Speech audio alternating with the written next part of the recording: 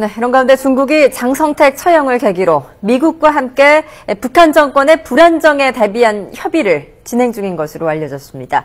북한의 급변 사태 가능성에 대해서도 논의했을 것으로 관측되고 있습니다. 베이징 서봉국 특파원이 보도합니다.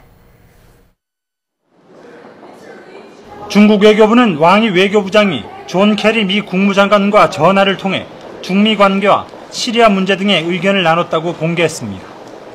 북한과 관련해서는 육자회담 재개 문제에 대해서만 의견을 교환했다고 언급했지만 소식통들은 북한 내부의 급변 사태 가능성도 논의됐을 것으로 보고 있습니다. 장성택 처형을 계기로 북한 정권의 불안정성이 높아진 만큼 한반도 상황 관리를 놓고 이례적으로 미중 양국이 의견을 나눈 것은 중요한 의미로 평가되고 있습니다. 중국이 사전에 장성택 숙청과 처형 사실을 북한으로부터 통보받았는지 분명하진 않지만 중국 정부가 충격을 받았으며 내심 불쾌하는 정황은 적지 않습니다. 워싱턴의 한 외교 소식통은 이와 관련해 중국이 장성택 실각 사실을 사전에 전혀 인지하지 못했던 것으로 안다며 2년 전 김정일 사망 때와 같은 심리적 충격을 느낀 것으로 보인다고 언급했습니다.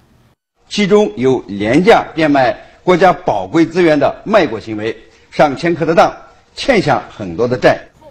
최근 중국 내부에서 악화되는 여론도 중국 정부에는 부담으로 작용하고 있습니다. 중국 지도부와 친밀했던 장성택 대신 최룡해 총정치국장이 김정은에게 북중 관계에 관련해 직접 보고를 한다는 홍콩 언론의 보도도 주목됩니다.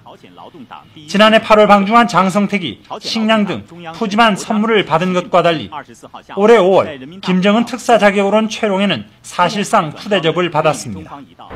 전문가들은 장성택이라는 지렛대를 잃은 중국이 좀처럼 김정은의 의도를 파악하지 못하고 있는 만큼 내부적으로 대북 전략을 재검토할 가능성이 크다고 전망했습니다. 베이징에서 YTN 서봉국입니다.